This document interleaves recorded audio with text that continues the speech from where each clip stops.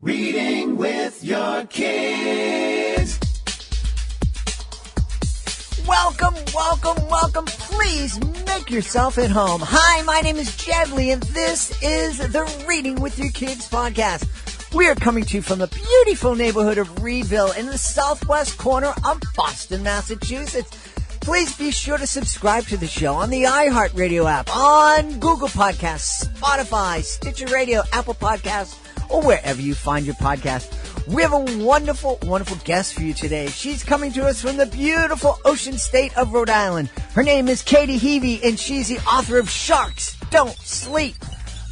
You know, speaking of sleep, there are a lot of parents out there who are losing sleep over the fact that they don't have enough time to spend with their kids. And when they're busy preparing dinner, cleaning the house, they don't want to just stick their kid in front of a screen. Well, we're really excited because there's an answer to that dilemma. Vooks. That's right, Vooks. VOOKS.com. Vooks.com. They are the sponsor of this episode of the Reading with Your Kids podcast, and I just love Vooks.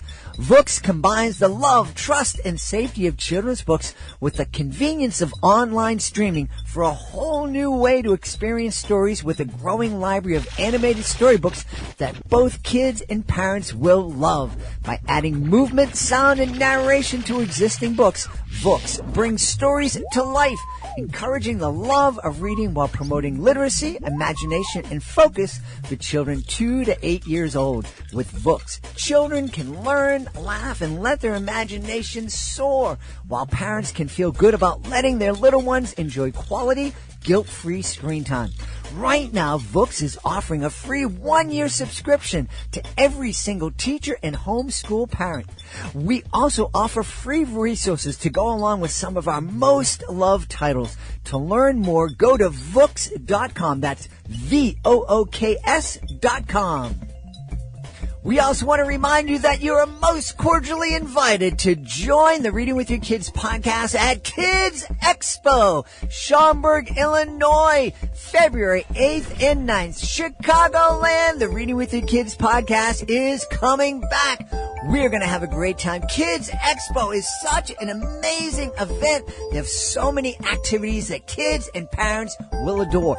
You can come to the Reading with Your Kids booth and find out what it's like to be a guest on the Reading with Your Kids podcast. You can also experience Jedley's totally interactive magic circus. Perhaps you will be the one selected to join me on stage to create some magic right in your very own hands. It's all happening February 8th and 9th at Schaumburg Convention Center.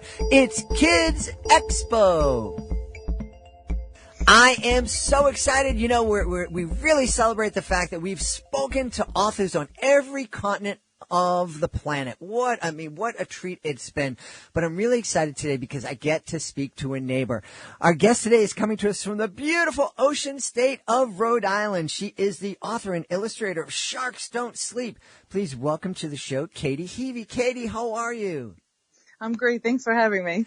Are you enjoying this slightly schizophrenic weather we're having here in New England? It's January, and it's 70 one day and 35 the next day. If it means a few more days at the playground for my daughter, I'll take it. There you go. I'm really excited. So, Sharks Don't Sleep. I understand that your daughter inspired this book. Yeah, she absolutely did. She's 2.5 now, so I started the whole writing process about a year ago, and she had this fascination with everything related to the ocean because, as you said, we live in the ocean state, so we had access to lots of ocean resources, and, you know, she just got interested in it and decided that she wanted to know more, so I wanted to teach her more, so that's where the inspiration came from. Now, I want to point out that Katie, in addition to being an author and illustrator, she is a teacher. And I love the fact that a teacher, she's has this daughter who's curious about the world. She's curious about the ocean. And there are all sorts of different ways we can teach our kids about the ocean. And the experienced teacher decides, I'm going to teach my kid through story. And I think that says a whole lot of the power of story and the power of reading with our kids. Yeah, I definitely agree with that. I mean, books have always been something that have fascinated her, and it's an activity that we enjoy to do together and have since she was born. We were reading things. So, I felt like this was the best way to collaborate on something that we both really enjoyed, which is the ocean, and then also, teach life lessons through that. Now, did people kind of look at you weird when you were reading to like your little infant baby who probably couldn't even open up her eyes at the time? Absolutely. The first thing that I ever read, the pediatrician told me to read anything to her that I wanted. So when I was on maternity leave, the first thing we read was Harry Potter. And the whole entire first book. And it was enjoyable for me, and I guess it worked for her because she loves books now. Yeah.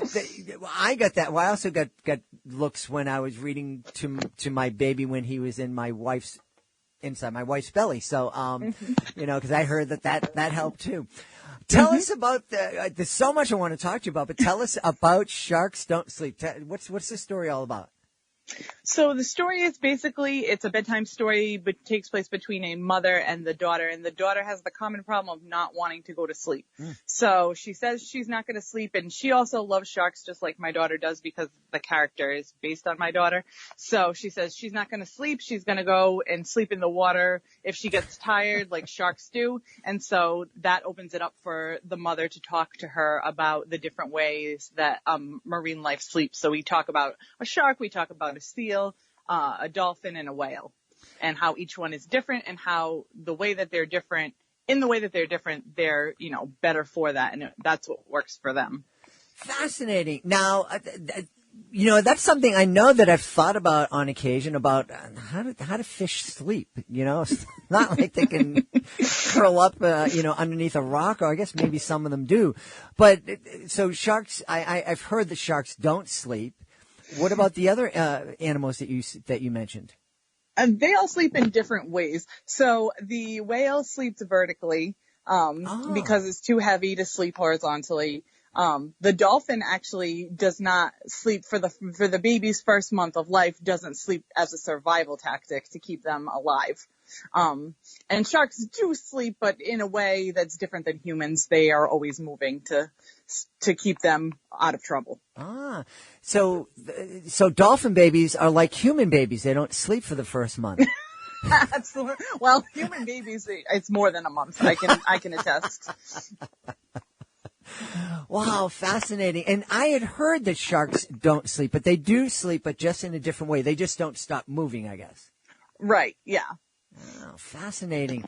Now, is your daughter at 2.5 years old? Is she able to not fully comprehend that, but is she kind of aware that you have these different animals and they do sleep differently, and there's reasons why they sleep differently? I don't know how much she understands. She enjoys the story part of it, and she calls the book Sharks No Sleep. So I think that she realizes that the shark is like her mom in a lot of ways. Mom no sleep. But as far as that goes, she knows the different animals and she can play them out in the story. But as far as the concept, I think that's something that we'll work on a little bit more as she gets older. Yeah, she just appreciates the story value of it. As we're talking about that, and kids, they don't always make the same connections that we make with information, but they're very, very clever. I remember my son when my daughter was born, and before she was speaking, my son was, a big fan of lots of Disney things, and he came up to me one day and said, Alejandra doesn't talk because she doesn't have teeth. And I said, well, no, he goes, yeah. Dopey doesn't have teeth. He doesn't talk. Alejandra doesn't have teeth. She doesn't talk.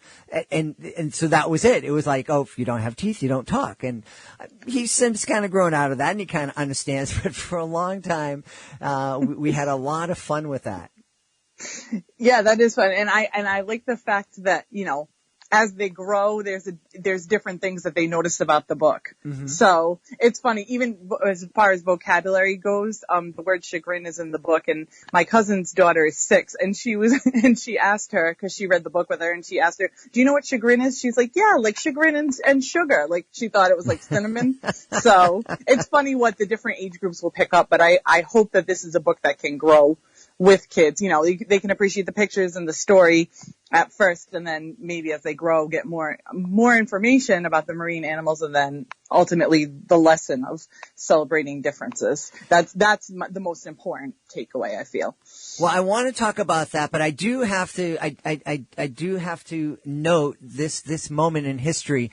I do believe that this is the first time an author or anybody has used the word chagrin on the show. So that's a wonderful thing. Put that feather Rhymes in with your dolphin. Oh, it does. Okay.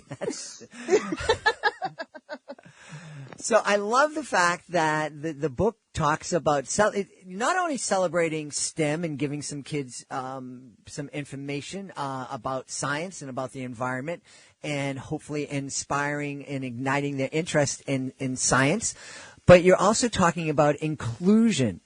And because that's, that was something that has always been very, very special and important to me. Talk about why inclusion, including people of different abilities, different cultures, different languages, different races. Why is that so important to you? Well, I'm a special educator myself, and I find that when kids of all different abilities and different ways of thinking, when they're able to feel comfortable, that's where they're really able to grow and become their best self. Mm-hmm. So I feel like it's important for us to nurture each other as community to help everybody grow and be able to really take the risks of learning in the classroom and out in the world. Because I feel like once they're comfortable with themselves and they feel included, then that's when those things can really happen. And I've seen that in the classroom myself. So. Absolutely. Back when I was trying to figure out how to make a living as an educational magician, I've mentioned this on the show in the past. I was working at a school for kids with severe developmental disabilities. And they hired me because I was out there and was an entertainer and can speak to people and could be an advocate. They hired me to run an integration program, a program that took these kids with severe developmental disabilities who couldn't talk, walk, or even feed themselves, and give them opportunities to interact with quote unquote typical kids. And it was a huge success, and it certainly benefited the kids that I was advocating for, the kids with the disabilities, but the typical kids really, really benefited from it. And they really, it was amazing how they prospered from the program. Mm-hmm. Yeah. Yeah, it helps them to realize, it helps people in general to realize that your way is one way, but, everybody has a different way to get to the same place. And though they're not the same, that, understanding that they're different is important, and that we should really just be accepting of that and celebrate it. Mm-hmm. So from the perspective of sharks don't sleep with seeing each different animal, they sleep in all different ways, but it works best for them and what their needs are. Mm-hmm. So I feel like that's the true message that I was trying to get out with the inclusion part of it. Why do you think it's so, we both live in New England, and why do you think it's so hard for people who drive in a place like New England to accept the fact that there are lots of different ways to get to the same place? Good question. I don't know. All I know is that from Rhode Island, if you go anywhere past an hour, you have to pack a bag. So, book a hotel, sleep over. If you're driving in Rhode Island for longer than an hour and you're not in another state, you're in trouble. It's true. Now, you talked about your daughter inspiring you to write this book, and I guess one of the questions that someone might be asking, and I'm sure my wife would be asking, is where in the world did you find the time? You're a new mom, you're a high school teacher, you're a special needs teacher. Where in the world did you find the time or the energy to actually write and illustrate your book? Well, my original goal was not to illustrate, so I wrote the book. And then you found out how much it cost. Not illustrate. Yeah. But at night and over the summer, I feel like since it was a project that I was passionate about. It wasn't something that really felt like extra work. Mm-hmm. It was just something that I was excited to get out so that I could share it with her. But after I wrote the story and I was kind of shopping it to publishers, most of the smaller publishers were asking if I would be able to illustrate myself because it's expensive to hire an illustrator mm-hmm. and all of that. So, I had some experience with drawing here and there. So I reached out to some of my art friends and they had recommended Procreate, which is a program for, or an app on the iPad mm-hmm. that you can upload your sketches and then kind of add things to make them look good. So that's what I used for the illustrations, but that part took the most time, mm-hmm. obviously. Mm-hmm. And, it's not something that I signed up for going in, but, but I'm glad that I did it because I feel like I was able to tell the story 100% in my way mm-hmm. versus if someone else had given their interpretation of what everything would look like. Well, I tell you, the illustrations look great. They look very professional. And, and I think, and they're bright and they're colorful, and I think they're definitely illustrations that will capture the attention of kids and that kids and parents will really enjoy experiencing together. Thank you. Talk a little bit, because we talk here, obviously we talk about the benefits of reading with our little kids, especially curled up on the couch and how important that is and how wonderful that is. And for a lot of folks, that's like intuitive. Yeah, you're supposed to read to little kids. They don't know how to read themselves and all that stuff. But as a high school teacher, what value do you see of parents reading or reading the same book together and then discussing it? Maybe not, necessarily reading out loud to each other, but reading a book together at the same time and then coming together to discuss it. What kind of benefits do you see that giving kids? Well, not only the vocabulary acquisition, which we know that, the younger that you expose children to books, the better their vocabulary acquisition will be as they go through life.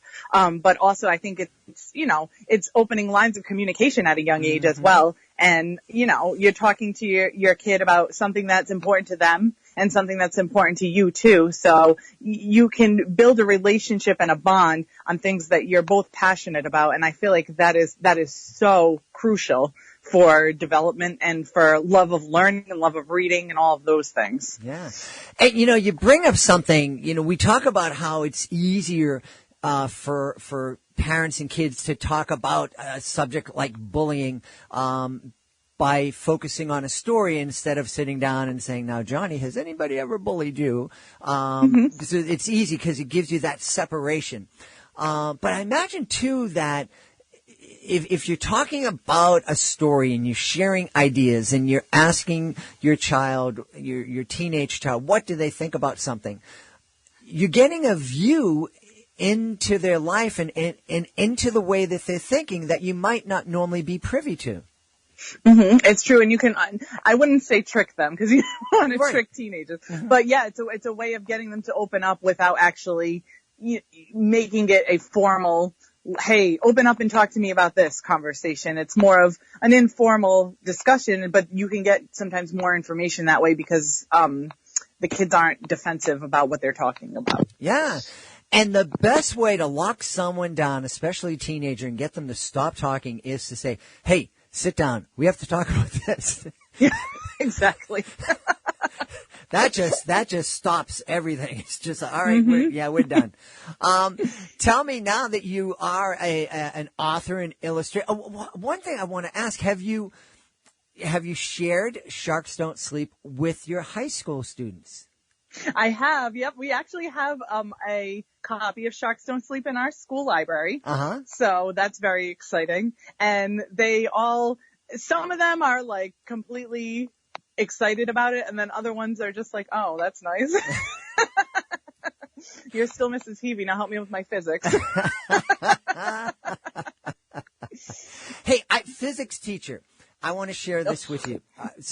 I know I've shared this on the podcast before, but that's, my niece, amazing niece, she procrastinated over the summer. She wouldn't read her physics summer reading assignment. And she just kept putting it off and putting it off. And it was surprising because she was really excited about physics. And finally, the 3 or 4 days before the end of the summer and before school started up again, she was with me. And I said, bring your physics book over, and she was still procrastinating. And finally, I just said to her, why don't you just read it aloud to me? Just read, read a couple of pages of your assignment, Mm-hmm. She ended up reading the entire summer assignment out loud to me. Oh, wow. And she got into it. And it wasn't like I was not able to explain anything to her about physics because I don't know anything about physics. But most people don't. There were certain words that she didn't know. And so I was able to say, oh, well, that means this, or we could look them up together. But just sitting down and being there for her, listening to her as she read through this thing that was challenging to her, I don't exactly know why, but she got through it. She enjoyed it. She understood it. And it was just such a magical time that I just celebrated all the time. I think there's so much distraction these days. And it's a generation that hasn't existed without cell phones, which is very strange. It's hard for me to comprehend because I didn't have a cell phone until I was in college. Mm-hmm. But, it's a constant need to be entertained. Mm-hmm. So when you take that element away and you just let them be calm and let them read, I feel like that really centers them and they're like, hey, this isn't as hard as I thought because I'm not distracted by anything else and it's actually enjoyable. So once you get them to that point, I feel like that's where the switch flips on and they're able to really appreciate learning more. Yeah. Well, I appreciate the fact that you had to go through life until college without a cell phone. I didn't have my first one until I was in my 40s, but we don't have to talk. We're better people for it. Well, I didn't have books until I got to college. No. Now that you Sharks Don't Sleep, you wrote it for your daughter. It's been published. It's out there. It's in your high school library. Some of the high school kids are really excited about it. Have you caught the author illustrator bug? Is this a one and done for Katie Hevey, or are you going to be writing more books in the future? I am hoping for more books in the future. I would like them to have some kind of science element because that's where I am now as far as my placement in the high school. I help special needs students with science. So it's something that I definitely see a need for. I need to see passion from kids about science. So I think that's the direction that I'm going to continue to go in, and hopefully we'll come up with some more things. I guess it's all up to Caroline Hevey. So whatever she's into is what we'll go with next. That's my daughter. So if anybody has suggestions, just send them to her. I'll get her own email and all that. So. Well, we know someone who's not going to have to wait till college to get her first cell phone. That's for sure. I'm holding off as long as I can on that. And she's 2.5, and it sounds like you're already having trouble holding off on that. But yeah. Tells you where we are today. Well, I'm excited. Tell everybody where we can connect with Katie Hevey online and find out more about Sharks Don't Sleep. Sure. My website is www.katiehevey.com. It's Hevey. And then I'm on Facebook. Katie Hevey, author illustrator, is a page that you can like. So those two places. And then the book is on Amazon and barnesandnoble.com. So we think you should go check it out and consider adding it to your family library. Obviously, it's going to be a great book for your young kids, but high school kids love it too. So, if your kid's in high school, you may want to add that to your family library, or at least just check it out with them. We've had such a great time speaking to the author and illustrator of Sharks Don't Sleep, Katie Hevey. Katie, thank you so much for being on the show. Thanks so much for having me. I really appreciate it. Please be sure to join us for the next edition of the Reading with Your Kids podcast. Our guest will be Stacy C. Bauer. She is the author of Cammy Kangaroo and Wyatt 2. That's the next episode of the podcast.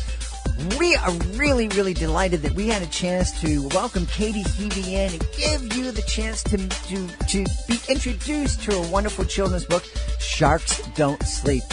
If you are the author of a fantastic children's book, we would love to invite you to join us here on the show so you can introduce your book to the thousands of folks who listen to the podcast. It's really easy to be a guest. It's fun, and it doesn't cost you a thing.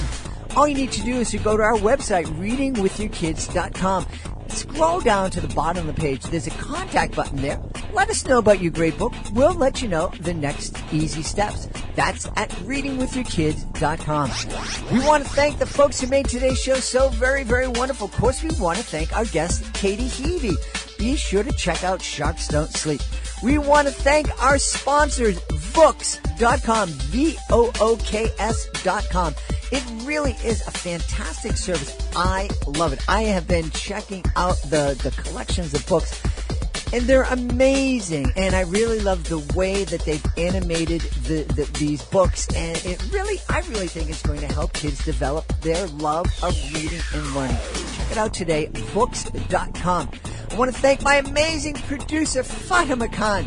She writes this great blog for every episode of the show. Please be sure to check it out. You can find it at readingwithyourkids.com. I want to thank my beautiful wife for all the support that she gives me. I want to thank Augie the doggy for having my back here in the studio. And of course, I want to thank you.